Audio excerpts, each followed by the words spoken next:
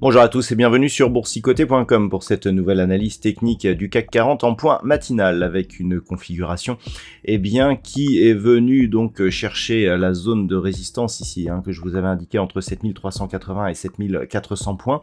Il y a eu un échec de franchissement, on était à quelques dixièmes, même quelques points du plus haut que nous avions marqué ici au début du mois de mars, et suite à cela on est revenu ici corrigé donc sur une zone horizontale, alors que j'ai repositionné ces deux niveaux ici donc qui se situent désormais à 7270 et 7330 points pour vraiment 7335 pardon, pour vraiment coller au marché et aux évolutions actuelles.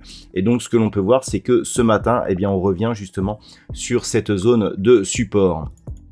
Du point de vue des indicateurs, on manifeste bien ici cette volonté de consolider, notamment sur les histogrammes du MACD qui était déjà en train de consolider lors de l'inscription de ce point haut à 7400 points. Au niveau du RSI, on a fait des petites incursions ici dans la zone de surachat, mais pas réellement de conviction, donc on peut parler d'une certaine fragilité. Et donc ça confirme un petit peu ce que je vous dis ici depuis le début de cette phase de hausse. On est venu ici marquer un mouvement haussier sans conviction. Je vous rappelle qu'on a des volumes inférieurs à la moyenne ici sur toute cette phase de montée. Pour l'instant, il n'y a pas de hausse de volume sur la baisse, mais en tout cas, on peut dire que cette remontée s'est faite vraiment sur pas grand-chose, puisque les volumes sont vraiment faibles, et donc il n'y a pas de réelle conviction suite à ce mouvement. Donc ce qu'il va falloir surveiller, alors c'était prévisible quand on hésite autour de cette zone, je vous indiquais hier et ces précédents jours que une cassure nette ici et directe était assez improbable. Donc on a ici une réaction qui est quelque part prévisible. On a eu le franchissement ici de la zone des 7002 sur gap haussier. Ensuite, accélération, on vient directement ici sur cette zone de résistance, on consolide. Techniquement, c'est assez logique. Et donc maintenant, ce qu'il va falloir observer, c'est justement l'amplitude et l'ampleur de cette phase de consolidation. Sur cette unité de temps H4, on peut voir qu'en cas de rupture ici de cette zone des 7335, on pourrait revenir sur cette zone donc que j'ai repositionnée à 7270 points. Tout ça pourquoi? Parce que nous avons ici cette petite zone de support, une moyenne mobile 20 exponentielle qui pourront donner effectivement des réactions si les cours continuaient à consolider. Par contre, si on reste ici au-dessus des 7335, on peut considérer que l'on reste dans une dynamique toujours haussière et sans réel, je dirais, sentiment d'affaiblissement.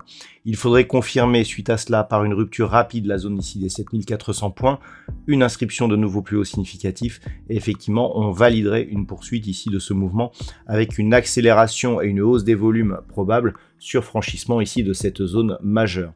Donc pour l'instant on est sur une phase de consolidation sans trop de conséquences, mais attention en cas de rupture ici des 7335 points et notamment des 7270 où on pourrait commencer à avoir de gros signaux d'affaiblissement de la dynamique. Voilà donc ce que l'on peut dire d'un point de vue technique.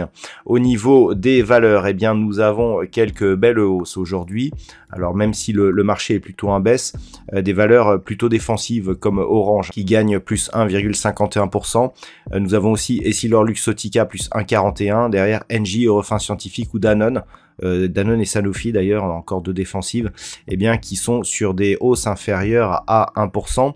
Au niveau des plus fortes baisses, on retrouve Saint-Gobain, moins 3,63, Le Grand SA, moins 2,95.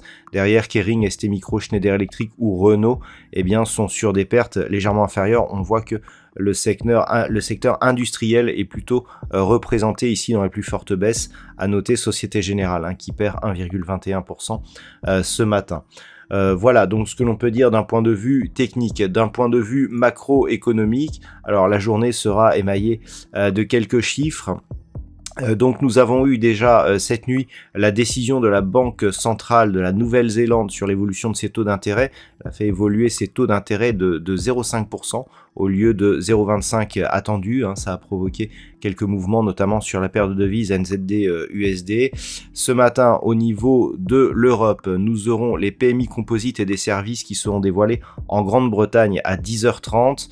Pas d'autres statistiques en Europe ce matin. Nous aurons cet après-midi les créations d'emplois non agricoles ADP à 14h15 et à 16h nous aurons l'indice PMI non manufacturier de l'ISM et à 16h30 les stocks de pétrole brut dans un contexte assez compliqué, je le rappelle, puisque l'OPEP Plus a donc annoncé ce week-end qu'ils allaient réduire leur production.